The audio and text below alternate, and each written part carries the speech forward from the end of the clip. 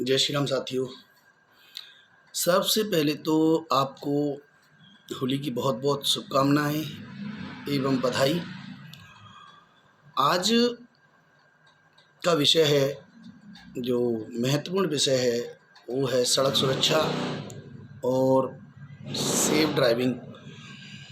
हमारे मित्र हैं अरुण जी शर्मा, जो राइडर हैं, और वो राइड करते हैं पूरा इंडिया उन्होंने नाप दिया है। लेकिन उनके साथ रहकर मैंने सीखा और समझा कि हम जब भी कोई वाहन चलाएं तो सेफ्टी का पहले ध्यान रखें, सबसे पहले खुद की और फिर दूसरे सामने वाले की। आज होली है, कल बहुत सारे युवा ड्रिंकिंग करेंगे, मानेंगे नहीं, होते हैं ऐसे कुछ जिनको आदत होती है। कुछ सुबह में होता है कि त्योहार है, आज भी नहीं पी तो कब पी, लेकिन वो यह भूल जाते हैं कि आज नहीं पी तो कुछ नहीं होगा। उनके पीने से कई परिवारों की खुशियां बिगड़ जाती हैं, कई परिवार दुखी होते हैं, उनके परिवार वाले भी दुखी होते हैं। जो नशा करते हैं उनके परिवार वाले भी खुश नहीं होते, चाहे वो त्योहार पे पिएं या अनायास ही पिएं। नशा हमेशा बुरा होता है। तो निवेदन इतना रहेगा कि हम कल होली खेलने जा रहे हैं, सभी अपने अपने घरों में भी खेलेंगे, घर से बाहर भी निकलते हैं, सभी नाते रिश्तेदारों, मोहल्ले वालों की, दोस्त यारों की, सबके मिलने के लिए एक दूसरे के पास हम जाते हैं। तो हो सके तो नशे से दूर रहें, जो नशा करते हैं। और आपके नज़दीक में आप जिस व्यक्ति को जानते हैं कि ये नशा करता है, तो उसको भी इंगेज करें अपने साथ अच्छे कामों के लिए। कोशिश करें कि वो नशा से बचे, उसे नशे से बचाया जाए, और ऐसे व्यक्तियों से भी दूर रहा जाए जो नशा करके आपके पास आते हैं। होली पर उदम ही इन ऐसे लोगों के कारण होता है कि शराब के नशे में वो उल्टा सीधा बोलते हैं, उल्टी सीधी हरकतें कर देते हैं, तो पता नहीं चलता कि क्या हो रहा है। हमें बचना है ऐसे लोगों से जो नशा करके होली खेलते हैं। और हमें ये भी ध्यान रखना है कि हमें ऐसे रंगों से भी नहीं खेलना जो लोगों की त्वचा को नुकसान पहुंचाते हैं। वैसे तो अधिकतर अब धौलपुर में ज़्यादातर लोग गुलाल की होली खेल रहे हैं, ये बहुत अच्छी बात है, और कम समय के लिए खेल रहे हैं, अच्छा खेलते हैं, सौहार्दपूर्ण वातावरण हमारे इस धौलपुर ज़िले का रहता है। लेकिन नशे की मैं पुनः कहूँगा। और एक और बात जो है, वो अंतिम बात है, वो उसको मैं एक बार कह देता हूँ कि पिछली होली से और इस होली के बीच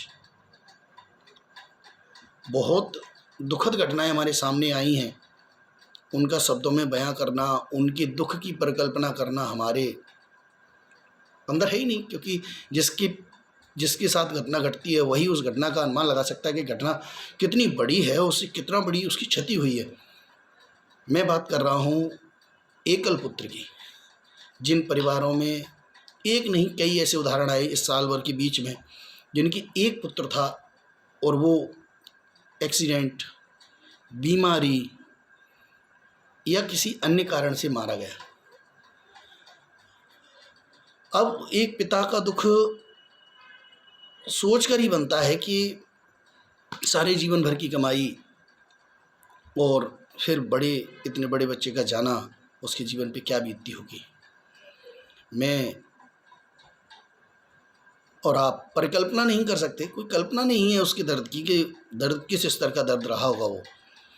फिर भी मैं एक निवेदन यही करूँगा, हाथ जोड़ के निवेदन करूँगा ऐसे लोगों से जो शराब पीकर गाड़ी चलाते हैं।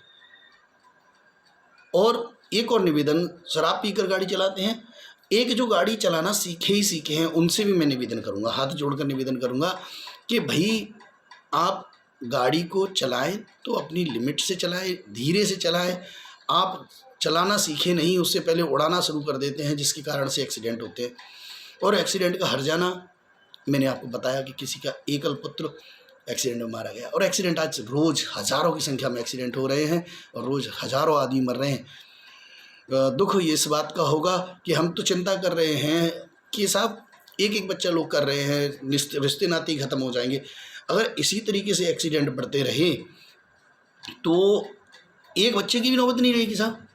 एक बच्चा भी नहीं बचेगा हमारे पास, परिवार चलेगा कैसे। तो हमें ये ध्यान रखना है कि हमारे द्वारा लापरवाही से ड्राइविंग नहीं की जाए। कैसे भी कहीं भी जा रहे हैं, हो सकता है हाईवे पे चल रहे हैं, फास्ट चल सकते हैं, लेकिन लापरवाही नहीं। अपनी सुरक्षा और सामने वाले की सुरक्षा का हमें ध्यान रखना है, उसी के हिसाब से ड्राइविंग करनी है।